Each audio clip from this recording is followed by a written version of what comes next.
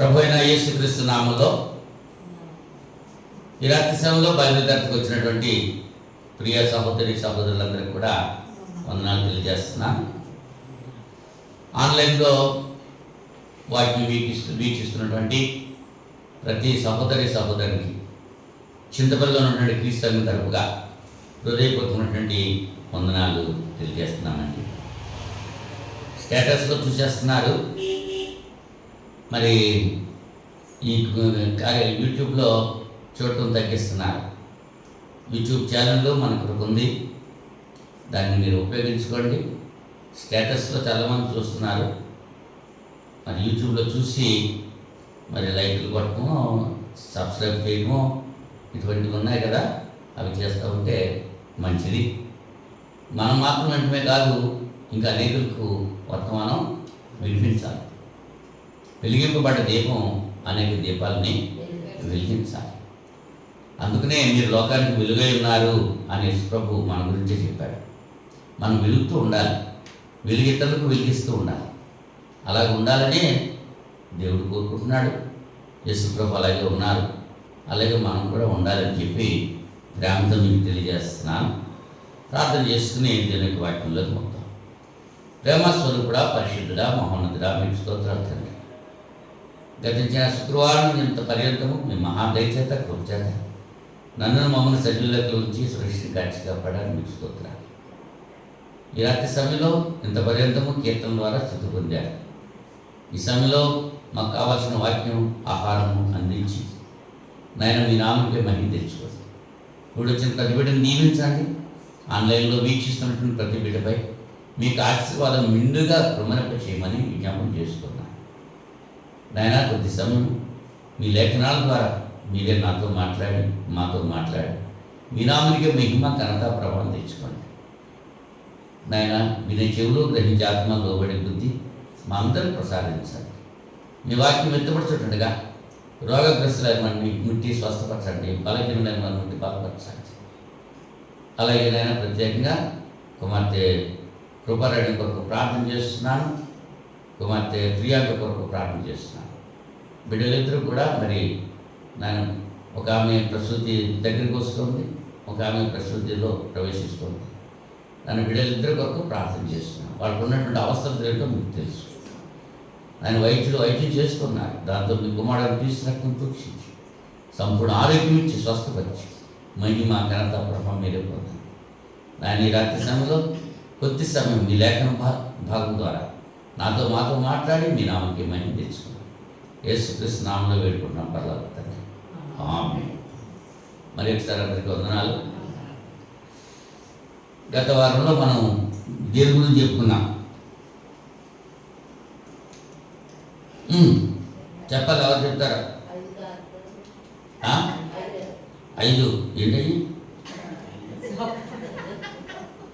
ఏంటమ్మయ్యే ఉపమానం చెప్పుకున్నాం కదా. 5 ఏంటి చెప్పుకున్నా? క్రైస్తవులు ఏ విషయాల్లో జాగ్రత్త కలిగి ఉండాలి. రైట్. 5 అన్నది నేను గుర్తునుకోను, 5 అన్నా గుర్తున్నాయి, చాలా సంతోషం. 5 అన్నా న్యాయం విచారించట్లో ధర్మకార్యం చేయనప్పుడు పరిచయ వేషధారం గురించి, ఐహిక విషయాల గురించి, మరీ ముఖ్యంగా మనుషుల గురించి జాగ్రత్త ఉండాలని తెలుసుకున్నాం. రైట్. అయితే ఈ దినాన్ని మరి పాఠ్యభాగంలో మారుస్తున్నాం. హెబ్రీ పత్రిక 11వ అధ్యాయం. హెబ్రీ పత్రిక 11వ అధ్యాయం 13 నుంచి 16 వచనాలు చదువుతున్నాను. జాగ్రత్తగా మీరు వినండి. దీని మీద నేను మళ్ళీ ప్రశ్నలు వేస్తాను, మీరు సమాధానం చెప్పాలి. అంచేత జాగ్రత్తగా వినండి. మీరందరూ ఆ వాగ్దానముల ఫలము అనుభవింపకపోయినను దూరం నుండి చూచి వందనము చేసి తాము భూమి మీద పరదేశమును యాత్రికులై ఉన్నామని ఒప్పుకొని విశ్వాసం గలవారై మృతి పొందిరి. ఇలాగో చెప్పువారు తమ స్వదేశమును వెతుకుతున్నామని విశుద్ధపరుచున్నారు కాడా? వారు ఏ దేశం నుండి వచ్చారో ఆ దేశమును జ్ఞాపకమందుంచుకొనే కదా మరల వెళ్ళుటకు వారికి వీలు కలిగి ఉంది. అయితే వారు మరీ శ్రేష్టమైన దేశమును అనగా పరలోక సంబంధమైన దేశమును కోరుచున్నారు. అందుచేత తాను వారి దేవుడనని అనిపించుకున్నటకు దేవుడు వారిని గూర్చి సిగ్గుపడడు. ఎలాగనగా ఆయన వారి కొరకు ఒక పట్టణం సిద్ధపరచి ఉన్నాడు. ఆయన వారి కొరకు ఒక పట్టణము సిద్ధపరచి ఉన్నాడు. దేవుడు తన వాక్యం దీవించిన గాక. హెబ్రీ గ్రంథకర్త చెప్పేటటువంటి మాటలు వీరందరూ అంటే ఈ 11 అధ్యాయంలో విశ్వాస వీరుల జాబితా ఉంది. అవునా? పెద్దల సాక్ష్యం పొందారు. హేబెల్ నుంచి విశ్వాసం దాట హేబెల్ నుంచి అందరూ వరుసగా ఇచ్చుకుంటూ వచ్చారు. 12వ వచనంలోకి వచ్చినప్పటికీ అందుచేత మృతతుల్యుడైన ఆ ఒక్కరి నుండి ఎవరా ఒక్కడు సంఖ్యకు ఆకాశ నక్షత్రముల వలెను సముద్ర తీరమందలి లెక్కింప శక్యము కానీ ఇసుక వలెను సంతానం కలిగారు. ఎవరండి ఆయన? అబ్రహాము. ఆ ఒక్కడి నుంచే ఇవాళ విశ్వాసంలో బలమైన వారిని, విశ్వాసం కలిగిన వారిని అబ్రహాము కుమారుడు, అబ్రహాము కుమార్తె అని పిలుస్తున్నారు. అవునా? ఇవంతా కూడా ఆ వాగ్దానాల ఫలము అనుభవింపకపోయే. ఇదైతే దేవుడు వాగ్దానం చేశాడో అది వాడు పొందలేదండి. ఇంకా దూరం నుంచి చూసి వందనము చేసి తాము భూమి మీద పరదేశము యాత్రికులై ఉన్నామని ఒప్పుకున్నాడు. ఏం చేశారు? వందనము చేశారు. ఏం చేశారమ్మా? షలోం అనలేదు, మరణాత అనలేదు, ప్రైజ్ ది లార్డ్ అనలేదు. ఏంటి? మరణాత అనలేదు. ఏమన్నారు? వందనములు చేశారు. మనం కూడా ఏం చేయాలి? ఇప్పుడు వందనాలు కాదు, ప్యాషన్లు అయిపోయి దూరం చూసి మన పితరులు వందనం చేశారు. తాము భూమి మీద పరదేశము యాత్రికులము అయి ఉన్నామని ఒప్పుకున్నారు. మనం ఒప్పుకుంటున్నామా? ఉట్టి కట్టుకుని ఊగులాడాలని, అది నాదే, ఇది నాదే, అది నాకే కావాలి, ఇది నాకే కావాలి, ప్రాకులాడుతున్నాం. భూమి మీద మనం పరదేశం, ఈ దేశం మంద కాదు అనేటువంటి విషయాన్ని మనకు గ్రహించి విశ్వాసం గలవారై మృతి చెందింది. విశ్వాసంతో మృతి చెందారు. మరి మనం ఏం చేస్తున్నాం? చావకుందే విశ్వాసం చచ్చిపోతుంది. మనం చచ్చిపోలేదు, ఇంకా మనం ఇంకా బ్రతిగా ఉన్నాం, కానీ మనలో ఉన్న విశ్వాసం చచ్చిపోతుంది. విశ్వాసం ఉంటుందా? వాళ్ళైతే విశ్వాసం గల వారే మృతి పొందితిరి. ఇలాగ చెప్పువారు తమ స్వదేశమును వెతుకుతున్నామని విశుద్ధపరుస్తున్నారు కదా. ఇలా చెప్పే వాళ్ళు ఏం చేస్తున్నారు? తమ సొంత దేశం ఎక్కడుందో ఆ దేశాన్ని వెతుకుతున్నారు. వారు ఏ దేశం నుంచి వచ్చారో ఆ దేశాన్ని జ్ఞాపకం ఉంచుకుంటే మళ్ళా వెళ్ళడానికి వాళ్ళకి వీలు కలుగుంటుంది. ఎక్కడి నుంచి వచ్చామో మనకేం తెలుసు? తెలిస్తే వెళ్తాం. తెలియాలంటే గుర్తించాలి. మన దేశాన్ని గుర్తించుకోవాలి. మనం ఎక్కడి నుంచి వచ్చాం?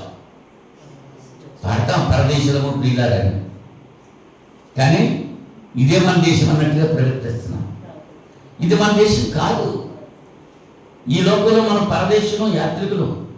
అలాగే మన పితరులు, విశ్వాస వీరులు అందరూ కూడా దూరం నుంచి ఆ పట్టణాన్ని చూసి వాళ్ళు ఏం చేశారంటే యాత్రికులు అని ఒప్పుకొని చనిపోయారు. అయితే వారు మరీ శ్రేష్టమైన దేశము అనగా పరలోక సంబంధమైన దేశమును కోరుచున్నారు. వాళ్ళు ఏ దేశం కోరుతున్నారు? ఈ లోకం కాదు కావాల్సింది, పరలోకము నా దేశము, పరదేశిని నేను ఇలా అనేటువంటి ఆలోచన కలిగి జీవించారు వాళ్ళు. మరి మనం కూడా అలాగే జీవించాలని చేత తాను వారి దేవుడని అనిపించుకుంటూ దేవుడు వారిని గురించి సిగ్గుపడు. మరి మన గురించి సిగ్గుపడుతున్నాడా? దేవుడు అబ్రాహాము దేవుడు, నేను అబ్రాహాము దేవుడు, ఇస్సాకు దేవుడు, యాకోబు దేవుడు అన్నాడు. ఇంకా అక్కడి నుంచి ఎవరి పేరు పెట్టలేదు. ఎవరి పేరు పెట్టాడా? మరి ఈవేళ నేను దాసుదేవుడిని, చింతాలు దేవుడిని అని చెప్పే మాట దేవుడు చెప్పాలంటే మనం ఏం చేయాలి? దేవుడు వాళ్ళ గురించి చెప్పాకే సిగ్గుపడలేదు. వాళ్ళు నా బిడ్డలు అని చెప్పి వాళ్ళ గురించి తెలియజేశాడు. మరి మన గురించి దేవుడు అలా చెప్తున్నాడా? వీళ్ళు నా బిడ్డలంటే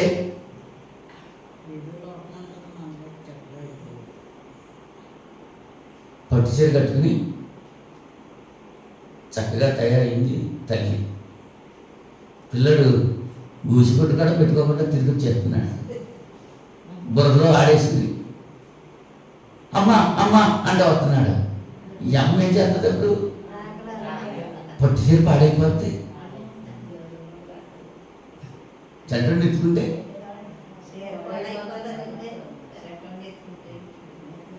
తల్లి అయినా విడుస్తుంది, కానీ నేను నిన్ను విడవనన్నాడు. ఆయన వాళ్ళ గురించి చెప్పడానికి సిగ్గుపడ్డాడు. ఎలా అనగా ఆయన వారి కొరకు ఒక పట్టణం సిద్ధపరుచున్నాడు. ఒక పట్టణం సిద్ధం చేశాడంట. ఎవరి కొరకు?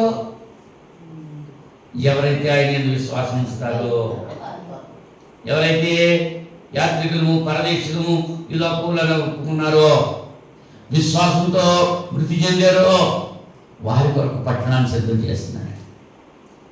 మరి నీవు నేను కూడా అదే విశ్వాసంతో మరణిస్తే ఆ పట్టణం మనకి ఉంది. ఆ పట్టణం కూడా మనకు ఉంది.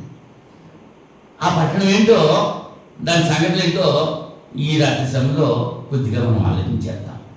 అమ్మా, పరలోక పట్టణం దాని యొక్క వివరణ ఏమిటి? పరలోకంలో అక్కడ నివసించేది ఎవరో? పరలోకంలో ప్రవేశించేది ఎవరో? పరలోకంలో ప్రవేశించిన వాళ్ళు ఎవరో?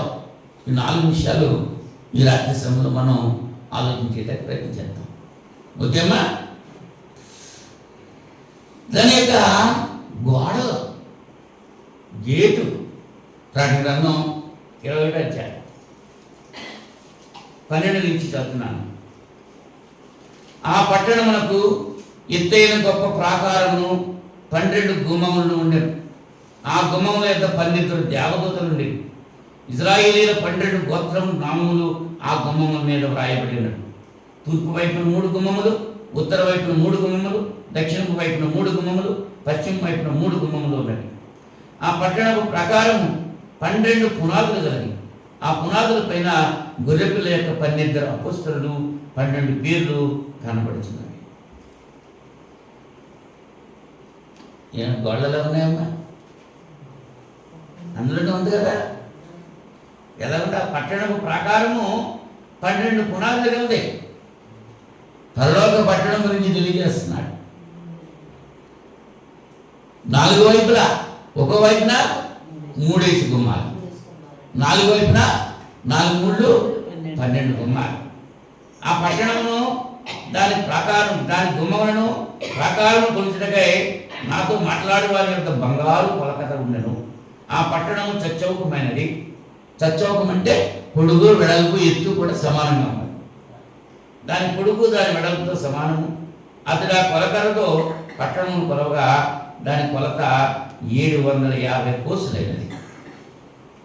750 కోసులు. కోసులు అంటే 4 మైళ్ళు. క్రూసుడు దూరం ఎంత దూరం? క్రూసుడు దూరం. క్రూసుడు అంటే 4 మైళ్ళు అన్నమాట. ఎన్ని కోసులు వచ్చింది? ఇది 750 కోసులు. దాని పొడుగు అంతే, వెడల్పు అంతే, ఎత్తు అది. అవునా? దాని పొడుగును ఎత్తును వెడల్పును సమానముగా ఉన్నది. మరి అతను ప్రకారము కొలవగా అది మనుష్యుని కొలత చొప్పున 144 మూరలైనది. ఆ కొలత దూత కొలత. అవునా? ఆ పట్టణం యొక్క పొడుగు వెడల్పు గురించి ఇక్కడ తెలియజేశాడు. దాని సౌందర్యం ఎటువంటిది? దాని సౌందర్యం ఎటువంటిది అంటే 18వ వచనం నుంచి మనం చూస్తున్నాం. 18వ వచనం చూడండి. ప్రకటన గ్రంథం 21వ అధ్యాయం. ఆ పట్టణము ప్రకారము సూర్యకాంతములతో కట్టబడింది. పట్టణము స్వచ్ఛమగు స్ఫటికంతో సమానమైన శుద్ధ సువర్ణముగా ఉన్నది. స్వచ్ఛమైన స్ఫటికముతో సమానమైన శుద్ధ సువర్ణముగా ఉంది. ఆ పట్టణం ప్రకారం పునాదులు అమూల్యమైన నానావిధ రత్నములతో అలంకరింపబడింది. మొదటి పునాది 12 ముత్యాల గురించి చెప్తున్నాడు ఇక్కడ. అవునా? 12 ముత్యాలతో కట్టబడ్డది. పరలోక పట్టణం పాట ఉంది కదా, అదే ఇది ఇక్కడ తెలియజేస్తున్నాడు. దీన్ని బట్టి ఆ పాట రాశారు. ఒక్కొక్క గుమ్మ, ఒక్కొక్క ముత్యం. అటువంటి సుందరమైనటువంటి ఆ పరలోకంలో మనకి చూతుందా? యెషయా గ్రంథం 60వ అధ్యాయం, యెషయా గ్రంథం 60వ అధ్యాయం 19-20 వచనాల్లో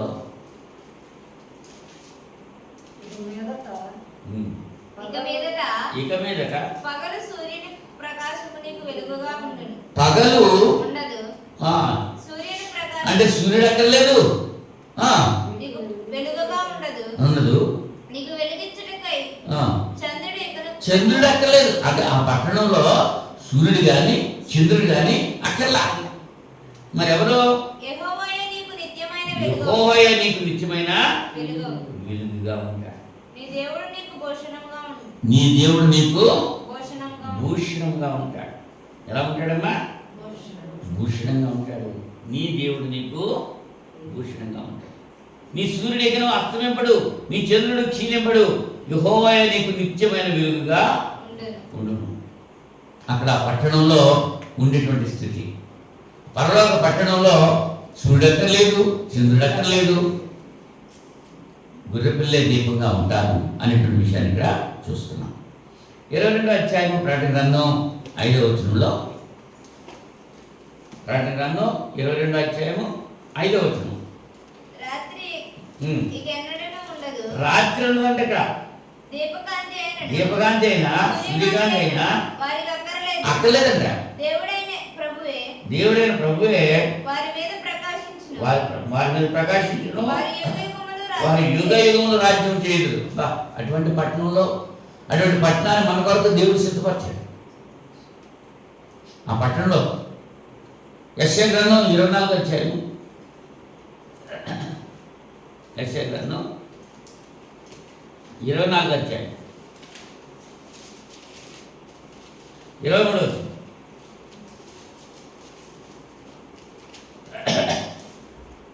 చంద్రుడు వెలవెలబోవును, సూర్యుని ముఖము మారును, సైన్యములకు అధిపతి యెహోవా సియోను కొండ మీదను యెరూషలేములోను రాజు పెద్దల ఎదుట ఆయన ప్రభావము కనబడును. ఎలా ఉంటాడు? సియోనులో ఆయన సియోను కొండ మీద యెరూషలేములోను రాజు అవుతాడు. ఆయన రాజు, రాజాది రాజు, రాజులకు రాజు, ప్రభువులకు ప్రభు. ఎవరైనా యేసు ప్రభు. ఈ విషయాన్ని మనం ఆలోచన కలుగుతాం. అటువంటి పట్టణంలో నివసించేది ఎవరో అంటే మొదట పట్టణం గురించి చెప్పారు. దాని యొక్క వీధులు బంగారంతో చేయబడ్డాయన్నారు. బంగారం లాంటి వీధులు అంట. గోడలు, అవునా, ఎత్తైన గోడలు, దాని దూరం ఎంతో, దాని పొడిగంత, వెడల్పు అంతా ఇక్కడ మనం చూసుకున్నాం. అటువంటి ఆ పట్టణంలో నివాసం చేసేది ఎవరు నివాసం చేస్తారు? 20వ అధ్యాయం ప్రకటన గ్రంథం 9వ వచనంలో, అంతటా కడపటి 7 తెగుళ్లతో నిండి ఉన్న 7 పాత్రను పట్టుకున్న 7 దేవదూతల్లో ఒకడు వచ్చి, ఇటు రమ్ము, పెండ్లి కుమార్తెను అనగా గొర్రెపిల్ల యొక్క భార్యను నీకు చూపెదను అని నాతో చెప్పాను. ఆ పరలోక పట్టణంలో ఎవరున్నారంట? గొర్రెపిల్ల యొక్క భార్య ఉంది. గొర్రెపిల్ల ఎవరు? రాజు. గొర్రెపిల్ల ఎవరు? గొర్రెపిల్ల భార్య ఎవరు? ఇప్పుడు ఆ పరలోక పట్టణంలో ఎవరున్నారు? గొర్రెపిల్ల యొక్క భార్య అంటే సంఘము. ఏ సంఘము?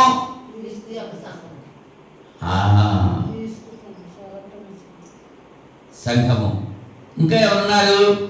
12వ వచనంలో ఆ పట్టణమునకు ఎత్తైన గొప్ప ప్రాకారమును 12 గుమ్మములను, ఆ గుమ్మముల యొక్క 12 దేవదూతలు ఉండిరి.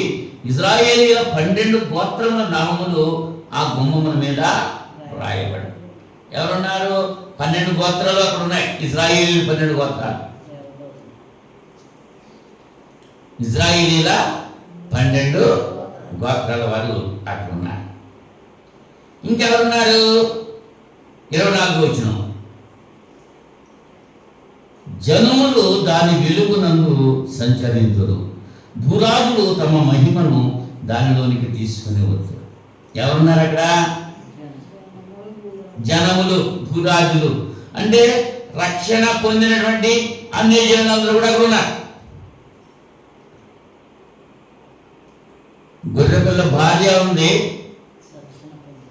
అవునా? ఇశ్రాయేలు 12 గోత్రాల వారు ఉన్నారు. రక్షణ పొందిన అన్ని జనులు కూడా అక్కడ ఉన్నారు. అని చూస్తున్నాడు పద్మావతి ద్వీపంలో నుంచి యోహాను గారు. ఆ పట్టణాన్ని చూస్తున్నారు. అయితే ఈ నూతన యెరూషలేములో పాలివారిగా ఉండని వారు కొంతమంది ఉన్నారు. ఎవరు వాడు అనేటువంటి విషయాన్ని ఆలోచించేద్దాం. ఆ గొర్రె ఎవరు పెడితే వాళ్ళు వెళ్ళిపోతారా? ఎవరిని ఇక్కడికి రానివ్వరు. ముందు ఎవరు రానివ్వరు చూస్తే తర్వాత వెళ్ళివాడు ఎవరు? వెళ్ళివాడు ఆల్రెడీ తెలిసిపోయింది మనకి. ఎవరెళ్తారు అక్కడికి? ఆయన ఎందుకు విశ్వాసం ఉంచేవాడు.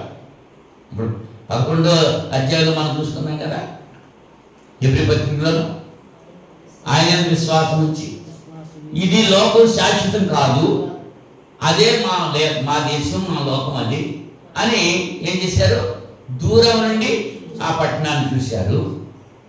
విశ్వాసంతో మృతి చెందారు వాడు. మరి అందులోకి వెళ్ళని వారు ఎవరో వాళ్ళ గురించి కొద్దిగా ఆలోచించేద్దాం. ఒక వెళ్ళని వాళ్ళ లిస్టు చెప్తాను. ఆ లిస్టులో కదా మనం ఉన్నామో లేదో ఆలోచన చేసుకుని, ఒకవేళ ఆ లిస్టులో మనం ఉన్నామనుకో, ఆ లిస్టులో నుంచి మనం కొట్టించేసుకోవాలి పేరు. జాగ్రత్తగా వెళ్ళండి, ఎవరెవరు వెళ్ళరో అక్కడ. 21వ అధ్యాయము 8వ వచనంలో, ప్రకటన గ్రంథం 21వ అధ్యాయము 8వ వచనంలో, అబ్బా ఎవరమ్మా? పిరికివారు, అవిశ్వాసులు, అసహ్యులు, నరహంతకులు, వ్యభిచారులు, మాంత్రికులు, విగ్రహారాధికులు, అబద్ధికులు. ఎంతమంది వచ్చారమ్మా? ఎంతమంది వచ్చారు? 8 మంది. పిరికివారు, అసహ్యులు ఒకటే 7 వచ్చారు. ఎవరెవరో? పిరికివారు, అవిశ్వాసులు, నరహంతకులు, విభిచారులు, మాంత్రికులు, విగ్రహారాధికులు, తర్వాత అబద్ధికులు. 7. ఈ లిస్టులో మనం ఉన్నామేమో చూసుకున్నాం జాగ్రత్తగా. వాళ్ళ గురించి వివరిద్దాం. పిరికివాడంటే ఎవరు? పిరికివాడంటే ఎవడమ్మా? పిరికివాడంటే రక్షణ పొందిన తర్వాత కూడా ఇతరులకు భయపడిపోయి సొంత కార్యాలకి ఎక్కువగా ప్రాధాన్యత ఇచ్చి దేవుని యొక్క కార్యములన్నీ ఆడిపిరికాడు. తిమోతి 2వ పత్రిక. నేను నోటి మాటలేం చెప్పడానికి ఇష్టపడినాను, లేఖనమే మీకు చూపిస్తాకే ఇష్టపడతాను. తిమోతి 2వ పత్రిక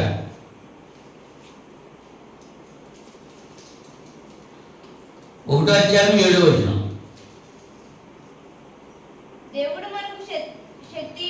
దేవుడు మనకు శక్తియు, ప్రేమయు, ఇంద్రియ నిగ్రహము గల ఆత్మ ఇచ్చిన గాని పిరికితనము గల ఆత్మ ఇయ్యలేదు. మరి దేవుడు మనకి పిరికితనం ఇచ్చాడా? మరి ఎందుకు పిరికివాళ్ళు అయిపోతున్నాం? దేవుడు మనకి ధైర్యం కలిగిన ఆత్మను ఇచ్చాడే.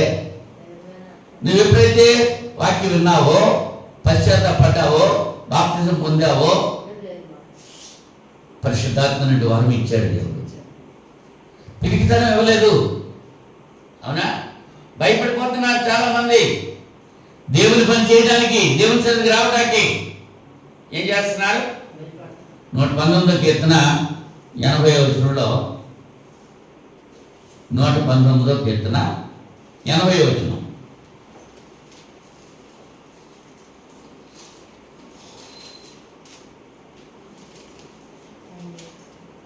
నేను సిగ్గుపడకున్నట్లు నా హృదయము నీ కట్టడల విషయమై నిర్దోషమగును కాక. దేవుడు అంటే సిగ్గా. సెల్ ఫోన్ అంటే వస్తున్న ఆరాధనకి బైబిల్ తట్టుకొత్త సిగ్గా. నేను సిగ్గుపడ్డా. మరి దేవుడు ఏమంటున్నాడు? ఎవరైతే నా గురించి సిగ్గుపడతారో లోకంలో, అక్కడ వాళ్ళ గురించి కూడా సిగ్గుపడతానండి. ఆరాధన రావడానికి సిగ్గా. ఏమి సిగ్గుపడతా ఉంది? ఆ సిగ్గుపడి కూడా భయపడుతున్నాడు. యేసుక్రీస్తును నమ్మనవా ఇంకా వీళ్ళెవరో సాక్షులుగా ఉండలేరు దేవునికి. దేవునికి సాక్షులుగా ఉండలేరు. ఎవరు మీ దేవుడు అంటే చెప్తాడా? ఎవరిని మీ సంఘం అంటే చెప్తున్నాడా? చెప్పలేడు. నువ్వేం చేస్తున్నావు అంటే నిద్రపోతున్నాను అంటాడు. ఏం చేస్తున్నావు? నీ దేవుడు ఎవరో నువ్వెవరు పెట్టవో? దేవుని బిడ్డ ఎలా ఉండాలి? సిగ్గుపడకూడదు, బెదిరిపోకూడదు. పిరికితనం. పిరికి వారు దేవుని రాజ్యానికి వారసులు కాదు. ఒకటి తీసే. రెండోది అవిశ్వాసులు అన్నాడు. అవునా? అవిశ్వాసం. ఎవరంటే అవిశ్వాసులు? యేసుక్రీస్తు నమ్మనటువంటి వాడు. నమ్మని వాళ్ళే అవిశ్వాసం. నమ్ముతున్నావా? యోహాను సువార్త 3వ అధ్యాయం. యోహాను సువార్త 3వ అధ్యాయం 8వ వచనం.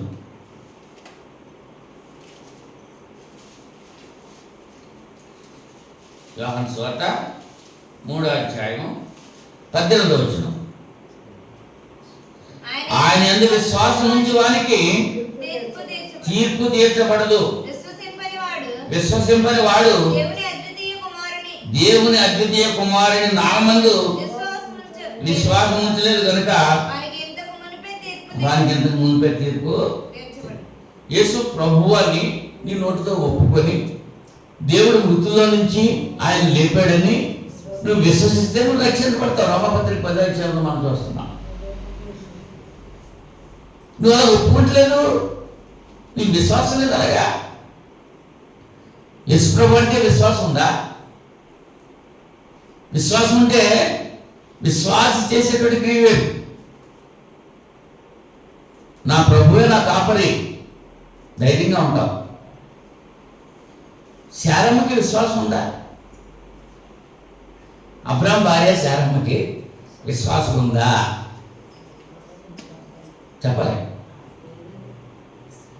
లేదు కాబట్టి హాగర్ని తన భర్తకి ఇచ్చింది. దేవుడు ఇస్తాడని చెప్పాడు. ఇసుక రేణువులంత విస్తారంగా, ఆకాశ నక్షత్రాలంత విస్తారంగా నీ సంతానం విస్తరింపజేస్తాడని దేవుడు వాగ్దానం చేస్తే నమ్మిందా శారమ్మ? మీరేమంటారు? ఆ శారమ్మే నమ్మలేదు మేమంతండి అంటారా? బాగా నమ్ముకుంటున్నారు తాలకాలు.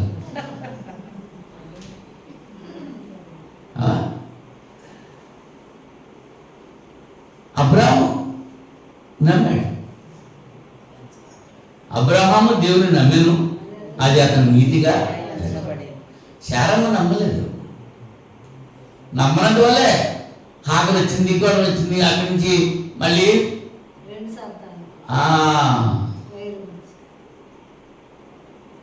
ఎవడొచ్చారు? మళ్ళీ ఇస్మాయిల్ వచ్చేసి. ఇప్పుడు కూడా ఇస్మాయిల్కి ఇస్సాకు బిడ్డలకి పడుతుందా? దీనికి కారణం ఏంటి? శారమ్మ యొక్క అవిశ్వాసం. అంటే ఆమె నేను విమర్శించట్లేదన్ను, అలా జరగాలి కాబట్టి. దేవుని యొక్క సంకల్పం ఎలా జరగాలో అలా జరుపుకుంటూ ఉంటాడు. ఎవరిని ఎలా పనిముట్టుగా వాడుకోవాలనుకుంటే వాడుకుంటాడు, అంతే. ఆ వాడుకున్న తర్వాత విడిపెట్టేస్తారు, ఇంకా పని అయిపోయింది. ఇప్పుడు డ్రామా వేస్తారు, ఒక కోటి రంగం, ఆ సీన్ అయిపోయిన తర్వాత ఆ యాక్టర్లో ఉండాలి అక్కడ.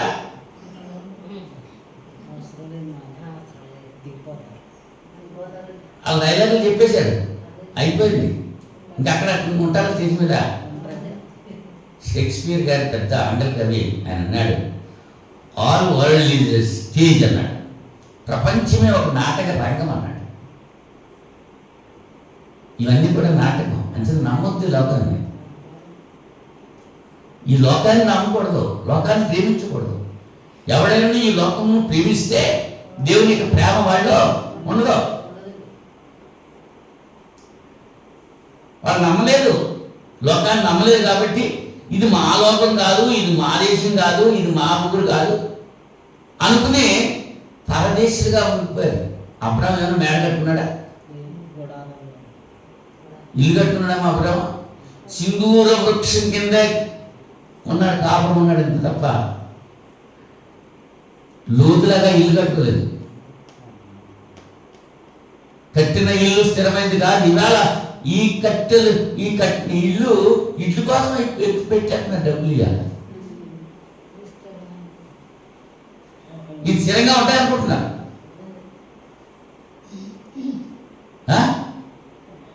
స్థిరమని నమ్మకు ధరయోవరికి పరలోకమే స్థిరము నిజముగా పరలోకమే స్థిరం. మేము దేవుడిని నమ్ముకున్నామండి, 5 ఎకరాల పొలం కొనుక్కున్నామండి. మేము దేవుడిని నమ్ముకున్నామండి, 3 అంతస్తులు మేడ కట్టుకున్నామండి. ఈ మాటలు వినపడుతున్నాయి. కానీ నేను దేవుడిని నమ్ముకున్నాను, నా పాపం విడిచిపెట్టాను, నేను నా శుద్ధ హృదయం కలిగి ఉన్నాను, నాలో ఉన్నటువంటి చెడు లక్షణాలు తీసివేశాను అని చెప్పేటువంటి మాటలు వినపడుతున్నాయా? దేవుడిని నమ్ముకుంటే భూలోక సంబంధం ఉన్నటువంటి అవసరాలు తీర్చడం కోసమే అని అనుకుంటున్నారు. వాళ్ళు క్రీస్తునందు విశ్వాసం ఉంచట్లేదు, వాళ్ళు అవిశ్వాసులు అన్నమాట. యోహాను సువార్త 3వ అధ్యాయం 36వ వచనంలో,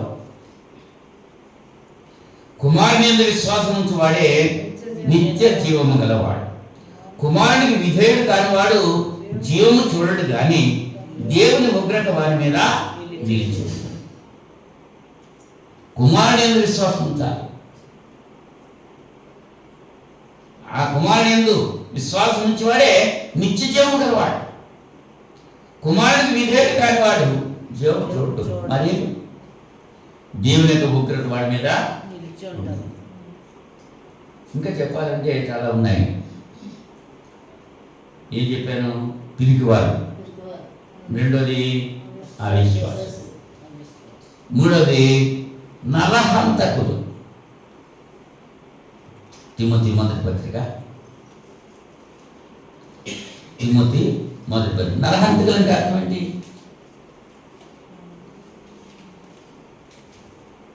హత్య చేసిన వాడు నరహంతకుడు. మనం ఏమన్నా చంపేసామా? కాదు కదా. తిమోతి మొదటి పత్రిక 1వ అధ్యాయంలో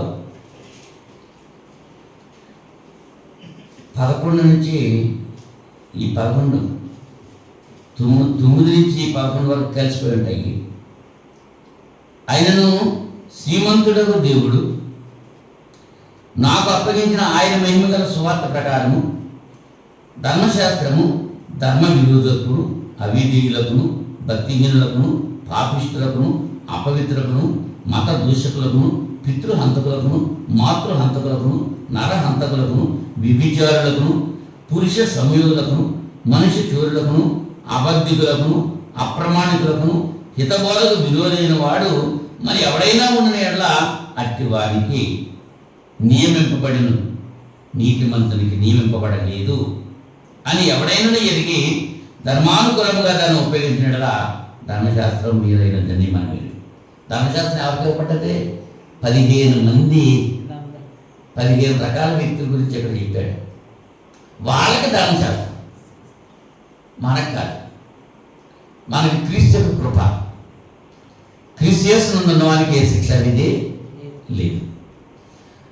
కానీ క్రీస్తులో ఉన్నామని చెప్పుకుంటూ ధర్మశాస్త్రాన్ని అనుసరించేటువంటి వాళ్ళు ఉన్న విషయాలు వాళ్ళు నరహంతకులు.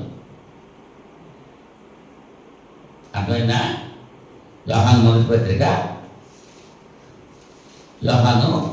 పత్రిక 3వ అధ్యాయము 15వ వచనంలో 15వ వచనంలో తన సహోదరుని ద్వేషించేవాడు నరహంతకుడు. ఏ నరహంతకుని యందును నిత్య జీవం ఉండదని మీరు ఎరుగుతారు. తన సహోదరుని ద్వేషించేవాడే నరహంతకుడు. మనిషిని చంపేస్తే హంతకుడు కాదు. నీ సహోదరుని నువ్వు ద్వేషిస్తే నువ్వు నరహంతకుడు. లేఖనం చెప్తుంది అలాగా.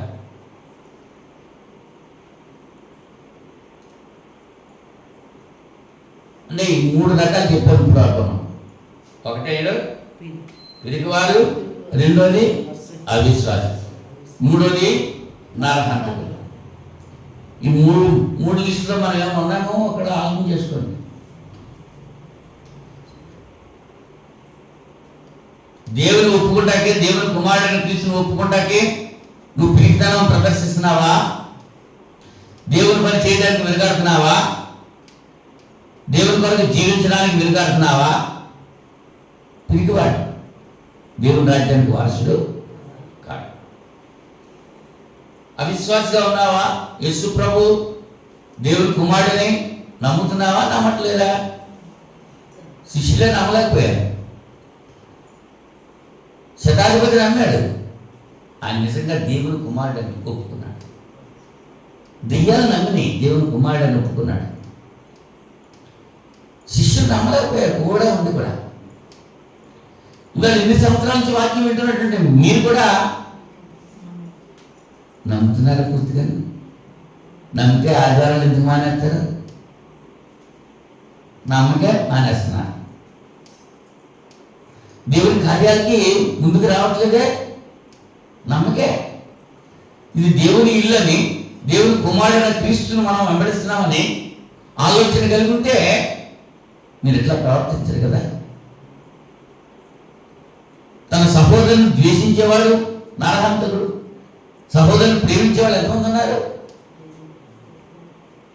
ద్వేషమే, పక్క పక్కనే. ఆడంటే ఈయనకి పడదు, ఈడంటే ఆడికి పడతాం.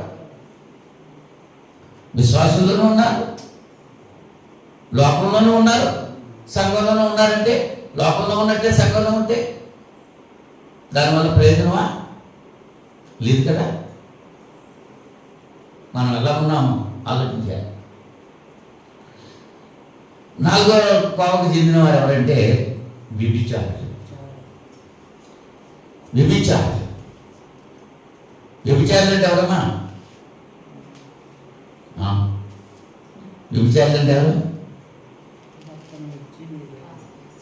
భర్తను విడిచి లేక భార్యను విడిచి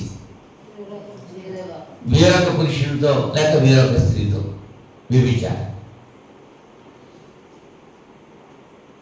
ప్రకటన గ్రంథం 17వ అధ్యాయం. ప్రకటన గ్రంథం 17వ అధ్యాయం 1వ వచనం. ఆ 7 పాత్రలను పట్టుకొని ఉన్న 7 దేవదూతల్లో ఒకడు వచ్చి నాతో మాట్లాడచ్చు ఇలాగ చెప్పాను, నీవిక్కడికి రమ్ము, విస్తార జలముల మీద కూర్చున్న మహావేశ్యకు చేయబడు తీర్పు నీకు కనబడుతుంది. మహావేశ్య అంట. ఎవరి వేశ్య? మహావేశ్య. బబులోను పట్టణం. ఓ పట్టణం గురించి చెప్తున్నాడు ఆయన. మహావేశ్య అయినటువంటి ఆమెను చూపిస్తాను రండి. ఆమెకు చేయబడినటువంటి తీర్పు. భూరాజులు ఆమెతో వ్యభిచరించిరి, భూనివాసులు ఆమె వ్యభిచార మద్యముతో మత్తులేదు. అంటే దేవుణ్ణి విడిచిపెట్టి వేరొకరిని కూడేటువంటి వాడు వ్యభిచారి. ఏం కావాలంటే భూరాజులేనంటే ఆమెతో వ్యభిచారం చేశారంట. ఎవరితో? మహావేశ్య బహుళంతో. అంటే వ్యాపారం చేసి దేవుడు అక్కర్లేదు వాడికి. డబ్బులు సంపాదనే, ఆరాధన అక్కర్లేదు, డబ్బులే కావాలి, పనికి వెళ్ళిపోవాలి. ఆరాధన అక్కర్లేదు. అదే సొంత పనులు ఏమైనా ఉంటే ఇంకా ఇప్పుడు చూడరు, ఇప్పుడు పడ్డా వెళ్ళిపోతారు. దేవుని దగ్గర రావడానికి మాత్రం మీరు కట్టా ఉంటారు. ఎవరిలో? వ్యభిచారుడు. 22వ అధ్యాయంలో ప్రకటన గ్రంథంలో 14-15 వచనాల్లో 22:14 జీవవృక్షములకు హక్కుగల వారై గుమ్మముల గుండా పట్టణములోకి ప్రవేశించినట్లు తమ వస్త్రములను ఉతుక్కుని వారు ధన్యులు. కుక్కలను, మాంత్రికులను, వ్యభిచారులను, నరహంతకులను, విగ్రహారాధకులను, అబద్ధమును ప్రేమించి జరిగించి ప్రతివాడును వెలపట్టనుందురు. ఒకవేళ ఈ లిస్టులో మనం ఉంటే ఆ పట్టణంలోని ప్రవేశం మనకి లేదు. మరి ఎలాగంటే మార్చుకోవాలి. పిరికివాడు ధైర్యం పొందాలి, అవిశ్వాసి విశ్వాసం పొందాలి. నరహంతుడు అంటే సహోదరుని ద్వేషించేవాడు సహోదరుని ప్రేమించాలి. వచ్చేసి బయటికి 4.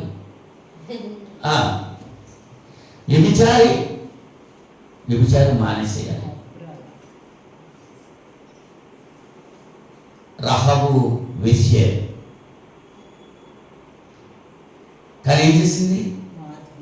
దేవుని గురించి విన్నది, తన జీవితాన్ని మార్చుకుంది, తన వ్యభిచారపు లక్షణాన్ని దూరపరుచుకుంది, విడిచిపెట్టేసింది. విడిచిపెట్టిందా లేదా? దేవుని కొరకు తన ప్రాణాన్ని తెగించింది. మనం ఏం చేస్తాం దేవుని కొరకు? ఆరాధనకు రావడానికి చిన్న పనే విడిచిపెట్టి రాలేకపోతున్నాం. నీ ప్రాణాన్ని ఎక్కడ విడిచిపెడతావు?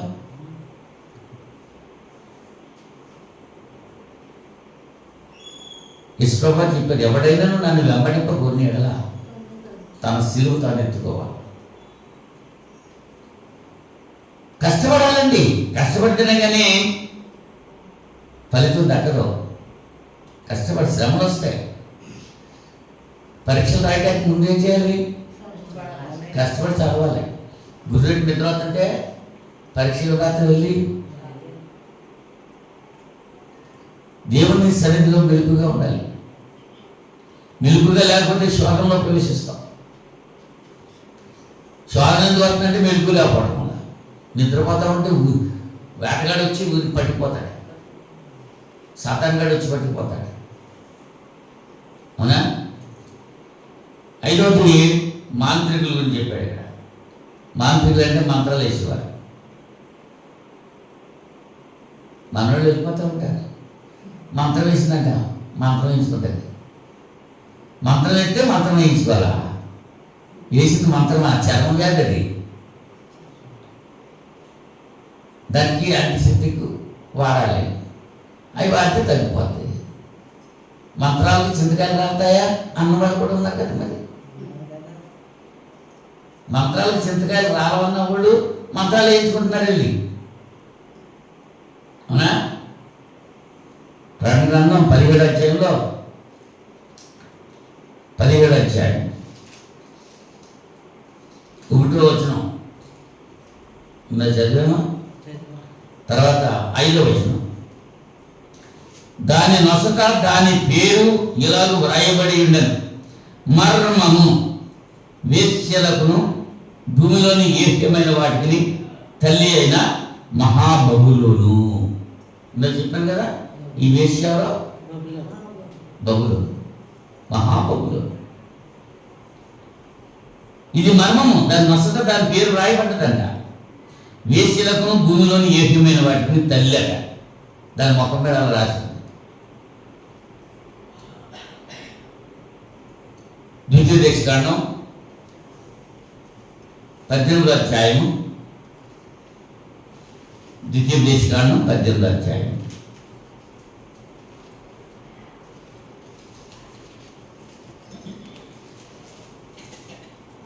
10వ వచనం నుంచి 10, 11, 12 చదువుతాను. ప్రాణము తీసిన దోషము నీ మీద మోపకుండానట్లు నీ దేవుడని యెహోవా నీకు స్వాస్థ్యముగా ఇచ్చుతున్న నీ దేశమున నిర్దోషి యొక్క ప్రాణం తీయకుండా వలను. 18 నేను 19 చదువుతున్నాను. 18 10 తన కుమారునైనను తన కుమార్తెనైనను అగ్నిగుండము దాటించి వాడినైనను శకునము చెప్పు సోదిగారినైనను మేఘశకునములు కానీ సర్పశకునములు కానీ చెప్పువాడినైనను చిల్లంగి వారినైనను మాంత్రికునైనను ఇంద్రజాలికునైనను కర్ణపిశాచి నడుగు వారినైనను దయ్యములను విచారణ చేయు వారినైనను మీ మధ్య ఉండనీయకుడి. యెహోవాకు ఈ మంత్రాలలో ఉండకూడదండి. పుతోను అనేటువంటి దయ్యం పెట్టింది ఒక అమ్మాయికి. ఆ దెయ్యం ఏం చేస్తుందంటే వాళ్ళకి ఆమె దగ్గరికి వచ్చిన వాళ్ళందరికీ ఏమైతే అడిగితే అది చెప్పేస్తుంది. చెప్తారనమాట. ఆ మాట పౌరశీలలో ఆ దారంటే వెళ్తుంటే జమగల దేవుని సేవకులు వాళ్ళ మాటల మీద వినండి, నా మాట కాదు అని ఎవరుతున్నారు. దెయ్యం అంటుంది. దెయ్యం తాత్కాలికంగా మనకు ఉపయోగపడుతుంది, కానీ తర్వాత అది మన ప్రాణం చేస్తుంది. తాత్కాలికంగా ఉపయోగపడుతుంది. ఇప్పుడు మంచోడు కూడా ఏం చేస్తాడు, ప్రాణం తీతకి వేటగాడు ఏం చేస్తాడు, నూకలు వేస్తాడు. మరి తింటాయనే కదా, అలా ముందు మనిషి చేస్తాడు. ఈ గుండెట్లో కూడా ముందు వచ్చేస్తాడు డబ్బు మనకి. ప్యాకెట్లోనే అంతేనంట, ముందు వచ్చేస్తాయి, తర్వాత ఏమైపోతాయి, మళ్ళీ పోతాయి. ఆశ అదే ఈ లోకం ఎటువంటిది, ఆశ చూపి మోసం చేస్తుంది అని చెప్పి నామం జరుగుతున్నాడు. మాంత్రికులు వాళ్ళ దగ్గరికి వెళ్ళకూడదు. వీళ్ళు మంత్రాల దగ్గరికి వెళ్తున్నారు. జ్వరం వచ్చింది, లేకపోతే తగ్గుతలేదు, కాళ్ళు చేతులు పీకెత్తున్నాయి, గుండెలు లాగేస్తున్నాయి. మరి అక్కడికి వెళ్ళి తాడు తెచ్చేసుకుంటున్నారు. వెళ్ళి ఇదేమో ప్రార్థన చేయమంటున్నారు, అటు తాడు తెచ్చుకుంటున్నారు. మరి ఎవరిలో తగ్గిందనుకో, దేనికి తగ్గింది, తాడు తగ్గిందా, ప్రార్థన తగ్గిందా? వీళ్ళు కూడా పాస్టర్ గారు ఏం చేస్తున్నారు, సర్లే ఎవరో పిల్లే ప్రార్థన చేసేద్దాంలే. ఖచ్చితంగా చెప్తున్నారా, అమ్మా నీ మెడలో తాడు తీసేస్తేనే కానీ నేను ప్రార్థన చేయను. నువ్వు కట్టించుకున్న తాడు, ఆ కాలుకి తాడు, చేతికి తాడు, అవన్నీ బరువుగా పెట్టేసుకుని వచ్చేస్తే ప్రార్థన చేసేస్తాడు. అసలు అవి కట్టుకున్న వాళ్ళు గుళ్ళు రాకకి లేదని చెప్పాలి. ఇది చెప్పలేదు కదా, ధైర్యం ఉందో తిరిగి వాళ్ళు అయిపోయారు. ఒకవేళ ఇలా చెప్పిందా కూడా పాఠం పట్టడం మానేస్తారేమో. నేను ఎవరినైనా కదా బతిమాలం, నువ్వు వచ్చారా మానేస్తే మానే. దేవుని సన్నిధికి వచ్చేటప్పుడు నువ్వు ఎలా ఉండాలో అలా ఉండు. అటు దెయ్యము కావాలి, ఇటు దేవుడు కావాలంటే కుదరదు. ఖచ్చితంగా చెప్తున్నాను, అందుకనే జనం తగ్గిపోతున్నాడు. తగ్గితే తగ్గినామండి, ఏమి ఇబ్బంది లేదు. చిన్న మంద భయపడదు. ఉన్న తలుపు వెలుగురాలు తట్టడేలా అంటున్నాడు. నిక్కమైన నీలం ఒక్కటే చాలు. నిక్కచ్చిగా ఉండి భక్తి కలిగి, దైవభక్తి కలిగి, సహోదర ప్రేమ కలిగి, ఐక్యత కలిగి, సమాధానం ఉండేవాడు కొద్దిమంది ఉంటే చాలు. ప్రేమ లేకుండా, సత్యాన్ని అనుసరించకుండా వాళ్ళ సొంత పాదంతో ఉండేవాళ్ళు గంపెడు మంది ఉంటే మాత్రం సుఖం ఏంటి? సుఖం ఉందా? అంచేత యేసుప్రభువు ఆఖరి దినాలు వచ్చేటప్పటికి విశ్వాసంలో విశ్వాసం కనుగొందునా అన్నాడు. ఎప్పుడంటే నా శరీరం తిని నా రక్తం త్రాగిన వాడే నిత్యజీవం పొందుతాడు, నేనే నిజమైన ఆహారాన్ని, పైనుంచి వచ్చిన ఆహారం నేనే అని చెప్పినప్పుడు ఆ వచ్చేవాళ్ళంతా మానేశారు. యేసుప్రభుని గమనించలేదు, రాలేదు వాళ్ళు. అంత మేలు పొందారు. ఇవాళ కూడా అదే జరుగుతుంది. దేవుడి నుంచి మేలు పొంది నాకెన్నో మేలు చేసేవారు పాట పాడతాడు, కానీ దేవుడు నాకు చేసిన మేలు కానీ కృతజ్ఞత కలిగి జీవించేవాడు ఎంతమంది ఉన్నారు? కృతజ్ఞత లేదు, ఎప్పుడప్పుడే అవిశ్వాసులు. ఎవరు? కృతజ్ఞత లేనటువంటి వాడు. మాంత్రికులు వాళ్ళ వచ్చేది విగ్రహారాధికులు. దేవుని కంటే శరీర క్రియలకే ఎక్కువ ప్రాధాన్యత ఇచ్చేటువంటి వాడు విగ్రహారాధికులు. గల్తీ పత్రిక 5వ అధ్యాయం, గల్తీ పత్రిక 5వ అధ్యాయం 20-21 వచ్చిన 20-21 గల్తీ పత్రిక.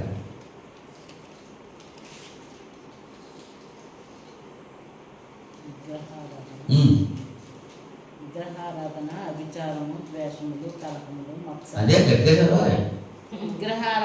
విగ్రహారాధన, అభిచారము, ద్వేషములు, కలహము, మత్సరములు, క్రోధములు, కక్షలు, భేదములు, విమతములు, అసూయలు, మత్తతలు, ఇవన్నీ శరీర కార్యాలు. ఇవి మనలో ఉంటే మనం పరలోకం వెళ్దాం. ఆ పట్టణంలో వెళ్ళడానికి అవకాశం మనకు లేదు. ఏముండకూడదో చెప్తున్నాడు ఇక్కడ. శరీర కార్యాల గురించి అక్కడ తెలియజేస్తున్నాడు. విగ్రహారాధన మొట్టమొదటి దాంట్లో, అవిచారము, ద్వేషము, కలహము, మత్సరము, క్రోధము, కక్ష, భేదాలు, విమతాలు, అసూయలు, అల్లరితో కూడిన ఆటపాటలు, మత్తతలు, ఇవన్నీ కూడా వీటిని గురించి నేను మునుపు చెప్పిన ప్రకారం ఇటు వాటిని చేయవారు దేవుని రాజ్యమును స్వతంత్రించుకున్నారు అని మీతో స్పష్టంగా చెప్తున్నాను. నేను చెప్పడం కాదు, పౌలు గారు చెప్తున్నారు ఇక్కడ. ఇటువంటి లక్షణాలు కలిగిన వాళ్ళు దేవుని రాజ్యంలో ప్రవేశం లేదు వాళ్ళకి. ఒకవేళ ఇటువంటి లక్షణాలు మనలో ఉంటే ఈ రాత్రి సమయంలో తీసేసుకుంటానికి ప్రయత్నించాలి. ఏమోనండి, నేను నిద్రపోయాను మీరు చెప్పినప్పుడు, నేను వినలేదు మాట అంటాడేమో దాసం చెందాను. మళ్ళీ ఒకసారి చెప్తున్నాను, ఈ లక్షణాలు ఉంటే పరలోక రాజ్యంలోకి వెళ్ళే అవకాశం ఉంది. ఏంటయ్యి? విగ్రహారాధన, అభిచారము, కాముకత్వము, శరీర కార్యాలు, జారత్వము, అపవిత్రత, కాముకత్వము, విగ్రహారాధన, అభిచారము, ద్వేషము, కలహము, మత్సరము, క్రోధము, కక్షలు, భేదములు, విమతములు, అసూయలు, మత్తతలు, అల్లరితో కూడిన ఆటపాటలు, ఇటువంటివి మొదలైన అంటే ఇంకా ఉన్నాయి. ఈ కొన్నే రాశారు అక్కడ, ఇంకా చాలా ఉన్నాయి. ఇలాంటివి ఉంటే దేవుని రాజ్యంలో ప్రవేశం లేదు. విగ్రహారాధన అక్కడిగా అబద్ధికులు.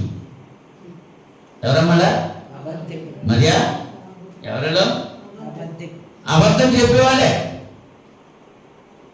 చాలా అబద్ధమే, ఒక్క మాట నిజం ఉండదు.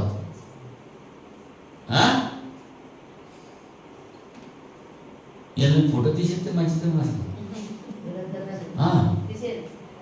చెప్తు. ప్రభువుకు కాదు, అవునా? యోహాను మొదటి పత్రిక 2వ అధ్యాయము సెల్లక్కడ ఉండిపోయింది, లేకపోతే ఫోటో తీసేస్తున్నాను.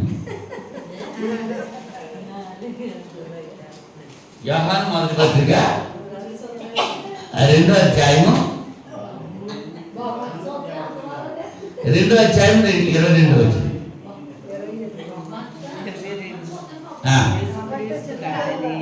22 వచ్చింది చూడండి. యేసు క్రీస్తు కాడని చెప్పువాడు తప్ప ఎవడు అబద్ధికుడు? తండ్రిని కుమారుని ఒప్పుకొనని వీడే క్రీస్తు విరోధి. అంటే తండ్రిని కుమారుని ఒప్పుకోవాలా ఒప్పుకోవాలా? ఒకడు ఒప్పుకుంటే సరిపోతా? తండ్రిని కుమారుని ఎవరైతే ఒప్పుకుంటారో వాళ్ళే. ఒప్పుకోవాడు అబద్ధి. ఇవాళ వాళ్ళు తయారయ్యారండి. తండ్రి కుమారుడు ఒక్కడే అంటున్నారు. అంచేత కుమారుడిగా ప్రార్థన చేసేస్తున్నారు. యేసు ప్రభువా అని ప్రార్థన చేస్తున్నారు. మళ్ళీ ఎవరి నామంలో వేడుకుంటారు? మళ్ళీ యేసు నామంలోనే. పెద్ద పెద్ద బాధకులు ఉండి, పెద్ద పెద్ద బిషప్లు వాళ్ళు ఒప్పుకుంటున్నారా తండ్రిని కుమారుని? ఒక్కరే ఒప్పుకుంటున్నారు. తండ్రిని ఒప్పుకోవట్లేదు వాడు. కుమారుని ఒప్పుకునేవాడు తండ్రిని ఒప్పుకోవట్లేదు. పాపం తండ్రిని ఒప్పుకుంటున్నారు, కుమారుని ఒప్పుకోవట్లేదు. ఇవాళ ఇశ్రాయేలు కూడా యేసుని ఒప్పుకోరండి. యెహోవా దేవుడే, యేసుని ఒప్పుకోరు. ఆయన ప్రవక్త, ఆయన ఒక అనుకుంటున్నారు అంతే. కానీ ఇశ్రాయేలు యేసు ప్రభువును ఒప్పుకోవాలి. ఒప్పుకుంటేనే కానీ అంత రాదు. 2.5 సంవత్సరాలు అద్దీంట్లో ఉండి పౌలు గారు యేసే క్రీస్తు అని యూదులతో వాదించి ఒప్పింపజేశాడు. యేసు క్రీస్తు ఒక్కడే. యేసే క్రీస్తు, క్రీస్తే యేసు. ఇద్దరు ఒకటే. యేసు అంటే రక్షకుడు, క్రీస్తు అంటే అభిషేకం. ఎవరి చేత అభిషేకం పొందాడు? దేవుని చేత అభిషేకం పొందాడు ఆయన. దేవుడు తన కుమారుని క్రీస్తును అభిషేకించి పంపించాడు లోకానికి. దేవుడున్నాడు, ఆయన కుమారుని క్రీస్తు ఉన్నాడు. ఇక్కడ పరిశుద్ధాత్ముడు చెప్తున్నాడు ఏమని? కుమారుని యేసు క్రీస్తు కాడని చెప్పేవాడు తప్ప ఎవడ బతుకుడు? తండ్రిని కుమారుని ఒప్పుకొనని వీడే క్రీస్తు విరోధి. క్రీస్తు విరోధి అంటే ఎవడు వీడు? తండ్రిని కుమారుని ఒప్పుకొనని వాడు. కుమారుని ఒప్పుకొనని ప్రతివాడును తండ్రిని అంగీకరించేవాడు కాడు. కుమారుని ఒప్పుకునేవాడు తండ్రిని అంగీకరించేవాడు. యేసు ప్రభు గురించి తండ్రి అనే దేవుడు ఏం చెప్పాడు? ఈయన నా ప్రియకుమారుడు, ఈయన అందరూ నేను ఆనందిస్తున్నాను, ఈయన మాట మీరు వినండి. ఆ సందర్భం మనం జ్ఞాపకం చేసుకుంటే యేసు ప్రభుకు ఒక ప్రక్కన ఏలియా ఉన్నాడు, మరొక ప్రక్కన మోషే ఉన్నాడు. మోషే ఒకవైపున, ఏలియా ఒకవైపు ఉన్నాడు. అప్పుడు ఈ పేతురు, యాకోబు, యోహాను ముగ్గురు కూడా ఏం చేస్తున్నారు? నిద్రపోతున్నారు. ఆ ముగ్గురు నిద్రపోతున్నారు. మేము ఇద్దరే ఉన్నామండి. పేతురు, యాకోబు, యోహాను ముగ్గురు కూడా యేసు ఏం చెప్పాడు? అనుకోండి మెలకుగా ఉండి ప్రార్థన చేయండి అన్నాడు. వీళ్ళేం చేస్తున్నారు? గుర్రెట్టేసి నిద్రపోతున్నారు. యేసు తిరిగి వచ్చింది. యేసు మళ్ళీ వెళ్ళాడు అక్కడికి. మళ్ళీ వెళ్ళేటప్పుడు అక్కడికి మోషే ఒక పక్కన, ఏలియా ఒక పక్కన వచ్చారు. యేసుతో మాట్లాడుతున్నారు. పైనుంచి ఒక స్వరం వచ్చింది. ఈయనే నా ప్రియకుమారుడు, ఈయన ఎందుకు నేను ఆనందిస్తున్నాను, ఈయన మాట మీరు వినండి అని శబ్దం వచ్చింది పైనుంచి. ఆ శబ్దం కూడా వాళ్ళు విన్నారు. పేతురు, యాకోబు, యోహాను. అంటే ఎవరి మాట వినమంటున్నాడు ఆయన? క్రీస్తు ప్రభు మాట వినమంటున్నాడు. అంటే ఎవరి మాట వినకూడదు? అక్కడ ఏలియా ఉన్నాడు, మోషే ఉన్నాడు. వాళ్ళిద్దరి మాట మీరు వినొద్దు, యేసు ప్రభు మాటే వినండి అని చెప్పాడు. ఇవాళ ఏం చేస్తున్నారు జనాలు? ఏలియా చెప్పినవి అంటున్నారు, మోషే చెప్పినవి అంటున్నారు. యేసు ప్రభు చెప్పినవి మత్తయి సువార్త 5, 6, 7 అధ్యాయంలో యేసు ప్రభు చెప్పినవి అంటలేదు. అవి ఇంటే బాగుపడతారు. దేవుడు చెప్పాడన్నమాట, ఈయన మాట మీరు వినండి. యేసు ప్రభు కూడా చెప్పాడు, ఈయన మాట విని వాడి చొప్పుని చేయి ప్రతివాడు. నా యందు విశ్వాసం ఉంచేవాడు నన్ను పంపిన తండ్రి యందు విశ్వాసం ఉంటాడు. స్పష్టంగా చెప్పారండి యేసు ప్రభు. వీళ్ళకి అర్థం కావట్లేదు. 1 యోహాను 1వ అధ్యాయము 6వ వచనంలో, మేము ఆయన వలన విని మీకు ప్రకటించు వర్తమానం ఏమనగా, దేవుడు వెలుగై ఉన్నాడు, ఆయన యందు చీకటి ఎంత మాత్రము లేదు, ఆయనతో కూడా సహవాసం కలవారమని చెప్పుకొని చీకటిలో నడిచిన యెడల మనం అబద్ధమాడుచూ సత్యమును జరిగింపకుందుము. అయితే ఆయన వెలుగులో ఉన్న ప్రకారము మనము వెలుగులో నడిచిన యెడల మనం అన్యోన్య సహవాసం గలవారమై ఉందుము. అప్పుడు ఆయన కుమారుడైన యేసు రక్తము, ఎవరి కుమారుడు? దేవుని కుమారుడు. ఆయన అంటే ఎవరికడా? దేవుని కుమారుడైన యేసు రక్తము ప్రతి పాపము నుండి మనను పవిత్రులుగా చేయి. మనము పాపము లేని వారమని చెప్పుకునే యెడల మనమే మోసపుచ్చుకుందుము, మరియు మనలో సత్యం ఉండదు. మన పాపములను మనం ఒప్పుకునే యెడల ఆయన నమ్మదగిన వాడును నీతిమంతుడు కనుక ఆయన మన పాపం క్షమించి సమస్త దుర్నీతి నుంచి మనల్ని పవిత్రులుగా చేయి. మనం పాపం చేయలేదని చెప్పుకునే యెడల ఆయనను అబద్ధికులుగా చేయవారు మగను, మరియు ఆయన వాక్యం మనలో ఉండదు. నిజంగా మనం అబద్ధికం అయిపోతున్నాం. అంచేత వాక్యం ఉండట్లేదు మనలో. నేను చెప్పింది వాళ్ళు చెప్పలేకపోతున్నారు. కారణం ఏంటి? ఆయన ఒప్పుకుంటలేదు. అబద్ధికులు. అవునా? 4వ అధ్యాయం 20వ వచనంలో, ఇదే యోహాను మొదటి పత్రిక 4వ అధ్యాయం 20వ వచనంలో, ఎవడైనను నేను దేవుని ప్రేమించుతున్నానని చెప్పి తన సహోదరుని ద్వేషించిన యెడల అతడు అబద్ధికుడను. తాను చూచిన తన సహోదరుని ప్రేమింపని వాడు తాను చూడని దేవుని ప్రేమింపలేడు. దేవుని ప్రేమించేవాడు తన సహోదరుని కూడా ప్రేమింపవలెను అను ఆజ్ఞను మనము ఆయన వలన పొంది ఉన్నాం. సహోదరుని ప్రేమించాలా? ద్వేషించాలా? గృహంలో మన కుటుంబంలో ఒకరినొకరు ప్రేమించుకుంటున్నావా? మరి సంఘంలో ఒకరినొకరు ప్రేమించుకుంటున్నావా? అలా ప్రేమించుకుంటే దేవుని యొక్క ప్రేమ మనలో ఉంటుంది. అవునా? ప్రకటన గ్రంథం 3వ అధ్యాయం 9వ వచనం. 3వ అధ్యాయం 9వ వచనంలో, యూదులు కాకయే తాము యూదులమని అబద్ధమాడు సాతాను సమాజపు వారిని రప్పించడం. వారు వచ్చి నీ పాదముల ఎదుట పడి నమస్కారం చేసి, ఇదిగో నేను నిన్ను ప్రేమించినట్టు తెలుసుకున్నట్టు చేసేదన్న. యూదులు కాకయే తాము యూదులమని అబద్ధం ఆడేటువంటి వారు ఎవరిలో? సాతాను సమాజపు వారు.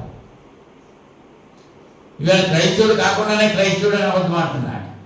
క్రైస్తవుడు అంటే క్రైస్తవుల లక్షణాలు వేరుగా ఉన్నాయి. ఆ లక్షణాలు కలిగి ఉంటేనే వాడు క్రైస్తవుడు. పేరు పెట్టుకున్నంత మాత్రం క్రైస్తవుడు కాదు. ఇవాళ పేర్లు పెట్టేస్తారు. కలెక్టర్ గారు అంట, కలెక్టర్ గారు పేరెట్టేశారు. కలెక్టర్ అయిపోయిందా? సమయల్ గారు పేరెట్టేశారు. సమయల్ అయిపోయాడా? యోహాన్ గారు పేరెట్టేశాడు. యోహాన్ అయిపోయాడా? జీవితాలు లేవు. జీవితం ఉంటేనే పరలోక రాజ్యంలో మనం ప్రవేశించేటువంటి అవకాశం ఉంటుంది. అవునా? ఇవాళ 7 కోవలకు చెందినటువంటి వ్యక్తుల గురించి మాట్లాడాడు. ఎవరైనా? ఒకడు పిరికివాడు, రెండో వాడు అవిశ్వాసం, మూడో వాడు నరహంతకుడు, నాలుగో వాడు వ్యభిచారి, ఐదో వాడు మాంత్రికుడు, ఆరో వాడు విగ్రహారాధికుడు, ఏడో వాడు అబద్ధికుడు. ఈ లిస్టులో 7 కోవలకు చెందినటువంటి వ్యక్తులు ఉన్నారు. అందులో మనం ఏదన్నా కోవకు చెంది ఉంటే పరలోక రాజ్యంలో ప్రవేశం మనకి లేదు. మరి ఎలా ప్రవేశిస్తారు? అందులో మనం సరి చేసుకోవాలి. స్థిరమైన నిర్ణయం తీసుకోవాలి. ఇవాళ నిర్ణయాలు తీసుకుంటూ ఉంటారు. 1వ తారీఖున జనవరి 1వ తారీఖున తీర్మానం చేసుకుందామని పెట్టుకుంటా ఉంటారు. దురలవాటు ఏదైనా ఉంటే మానేయండి అని చెప్తా ఉంటే కాఫీ తాగటం మానేస్తారండి, టీ తాగుతారండి. మరి అదే సిగరెట్ తాగుతూ మానేస్తారని చుట్ట కాల్చినండి. ఏదైంది? తీర్మానాలు తీసుకుంటాం సులభమే, వాటిని నిలబెట్టుకుంటాం కష్టం. అవునా? న్యాయాధిపతుల్లో ఒక ఆయన ఉన్నాడు, యెఫ్తా. చాలా కష్టమైన పరిస్థితిలో ఉంది యుద్ధం. శత్రువులు చాలా ప్రబలంగా యుద్ధం చేసేస్తున్నారు. అనుకున్నాడంట అక్కడ, దేవా ఈ యుద్ధంలో నాకు జయమిస్తే నేను నాకు ఇంటికి వెళ్ళిన తర్వాత నా ఇంట్లో నుంచి ఏదైతే ఇది వస్తుందో అది నీకు ఇచ్చేస్తాను అనుకున్నాడు. అన్నాడు మాట.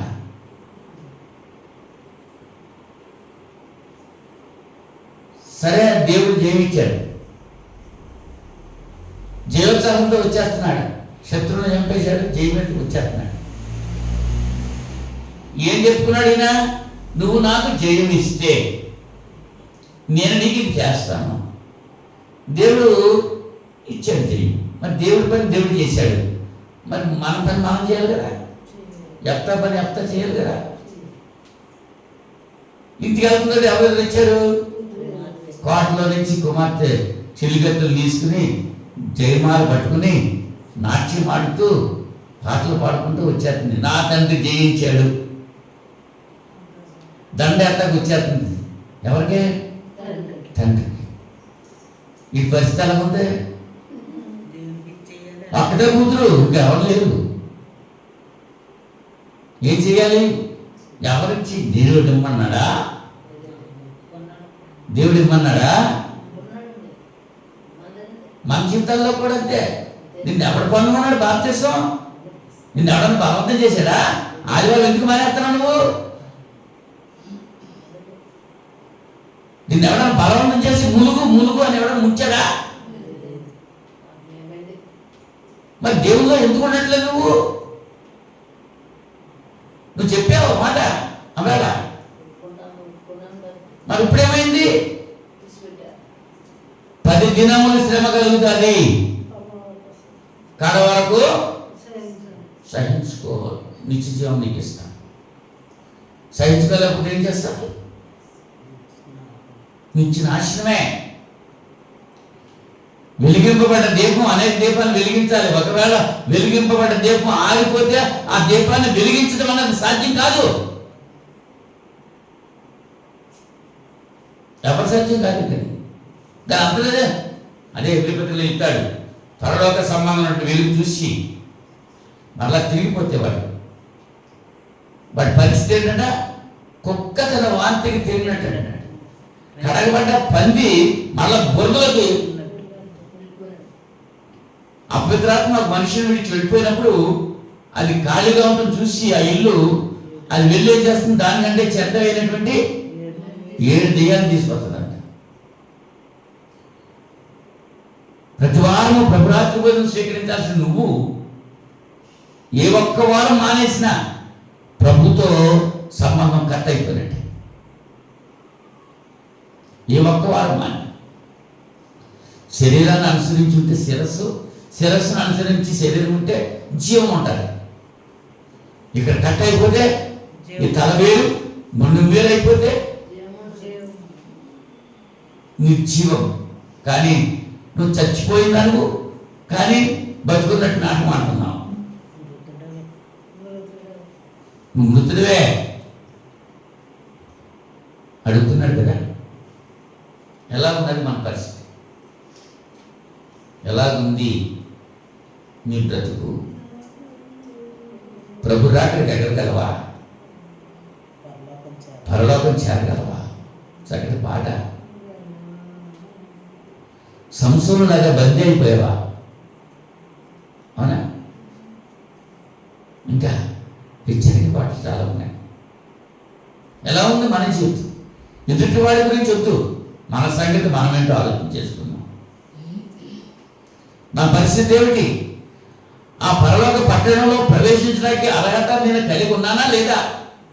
ఎవరి మట్టుకు వాడు ఆలోచన చేసుకోవాలి. పట్టణం చూస్తే సుందరమైందే, బంగారంతో ముత్యాలతో కట్టబడ్డదే, విశాలమైనటువంటి పట్టణం. ఆ పట్టణం మన కొరకు కట్టాడైనా మన గురించి సిగ్గుపడక ఏమంటాడు? 11వ అధ్యాయం హెబ్రీ పత్రిక 11వ అధ్యాయంలో ఏమంటున్నాడు? 16వ వచనంలో, అయితే వారు మరి శ్రేష్టమైన దేశమును అనగా పరలోక సంబంధమైన దేశమును కోరుచున్నారు. అందుచేత తాను వారి దేవుడనని అనిపించుకొనుటకు దేవుడు వారిని గురించి సిగ్గుపడడు. ఎలా అనగా ఆయన వారి కొరకు ఒక పట్టణం సిద్ధపరిచి ఉన్నాడు. దేవుడు సిగ్గుపడతలేదండి. మనం మన పిల్లల కొరకు ఇల్లు కడతాం, సిగ్గుపడుతున్నామా?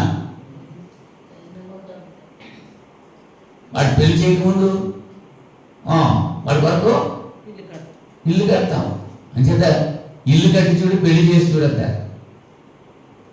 ఇల్లు కట్టినా పెళ్లి చేసినా ఆ కట్టినోళ్ళకి చేసిన వాళ్ళకి తెలుస్తుంది దాని సంగతి ఏంటో.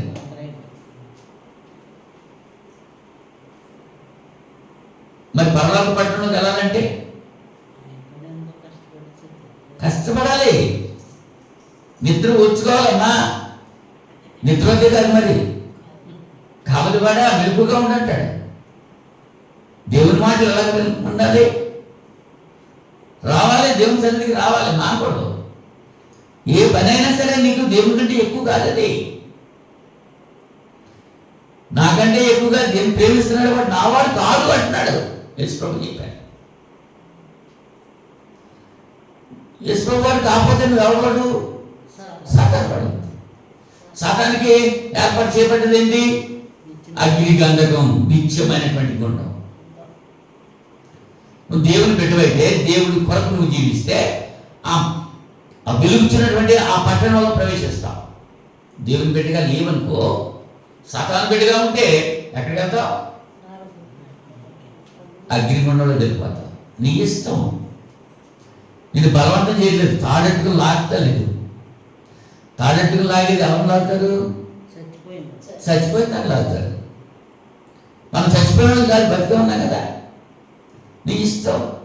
సమ్మతించి నా మాట వింటే భూమి మీద శ్రేష్టమైన పదార్థాలని భుజిస్తాడన్నాడు. సమ్మతించి అనే మాట ఉండగా ఇష్టపడి దేవుని సన్నిధికి రావాలి. నిన్నేం బలవంతం చేయలేదు, నువ్వు ఒప్పుకున్నావు. ఎత్తా ఒప్పుకున్నాడు, దేవుడు విజయం ఇచ్చాడు, ఇవ్వటానికి వెనుకాడాడు. ఎత్త కుమార్తె త్యాగం చేసింది. ఇవాళైనా రేపైనా చావాల్సిందే కదా. ఆ చావటం ఇప్పుడే చచ్చిపోతాను, ఒప్పుకుందా లేదా? దేవుని సన్నిధికి వెళ్తాను నేను. నా డాడీ నువ్వు ఆ మాట నెరవేర్చుకో, దేవునికి ఇచ్చింది నువ్వు వెనుకడొద్దని చెప్పి తండ్రికి ధైర్యపరిచింది. అలాంటి కూతుళ్ళు ఉండాలి ఇవాళ, అటువంటి కుమారులు ఉండాలి ఇవాళ. ఎక్కడున్నారు? కట్టెల మీద పెట్టేసి కత్తి తీసుకుని నరికేటట్టు చూస్తున్నాడు. ఏంటంటే నన్ను నరికేస్తున్నామని అడిగాడా? అటువంటి ఇస్సాకులు ఉండాలి వాళ్ళ సంఘంలో. అటువంటి కుమారులు కావాలి దేవునికి. కత్తి పెట్టినా సరే ధైర్యంగా ఉండాలి. అటువంటి వాళ్ళకే ఆ పరలోక రాజ్యం, ఆ పరలోక పట్టణం. తిరిగి వాళ్ళకి ఏం కాదు. ఈ రాత్రి సమయంలో ఆలోచించి ఆ 12 గుమ్మాలు ఉన్నటువంటి ఆ పరలోక పట్టణంలో ప్రవేశించడానికి నువ్వు ఇష్టపడుతున్నావా? నిత్యాగ్నిలో నాశనం అయిపోవడానికి ఇష్టపడుతున్నావా? అటువంటి స్థితి నువ్వు కలిగి ఉంటే నేడే అనుకూలమైన సమస్య. ఈ రాత్రే ఇప్పుడే దేవుని సన్నిధిలో ఒప్పుకో. నాయనా, నరక పాత్రుడు నేను, నాశనానికి వెళ్ళిపోవాల్సిన వాడిని. నీ కృప చేత నన్ను రక్షించు, నన్ను కరుణించు, నన్ను క్షమించు. దేవుని సన్నిధిలో ప్రార్థిస్తే దేవుడు మన ప్రార్థన ఆలకిస్తాడు. దేవుడి కొద్ది మాటలు దీవించగాక. ప్రార్థన చేసుకుందాం. మహోన్నతుడా, పరిశుద్ధుడా, జీవాధిపతి, సృష్టికర్త, మీకు స్తోత్రం. ఈ రక్త సమయంలో విత్తన వాక్యం బిడ్డల హృదయాలు భద్రపరుచుకుంది. ఆ రీతిగా జీవిస్తూ మీ నుంచి దీవించబడే వాక్యం బిడ్డలకు దయచేయమని ప్రార్థన చేస్తున్నాను. నాయన, 7 లిస్టు మా ముందు మీరు ఉంచారు. ఆ 7 మేము ఉండకుండా మీ కృప చొప్పున నాయన కనుగరించి మీ కుమారుని క్రీస్తు రక్తంలో మమ్మల్ని కడిగి పరిశుద్ధపరిచి పవిత్రపరిచి ప్రియమైన బిడ్డలుగా మేము జీవిస్తూ మీరు మా కొరకు ఏర్పాటు చేసినటువంటి ఆ పరలోక పట్టణంలో ప్రవేశించేటువంటి భాగ్యం మా అందరికీ ప్రసాదించమని మీ చిత్తమైతే మరొకసారి కలిసి ప్రార్థించి భాగ్యం దయచేయండి. క్రీస్తు నామములో వేడుకుంటున్నాను పరలోక తండ్రి. ఆమేన్. అందరికీ వందనాలు.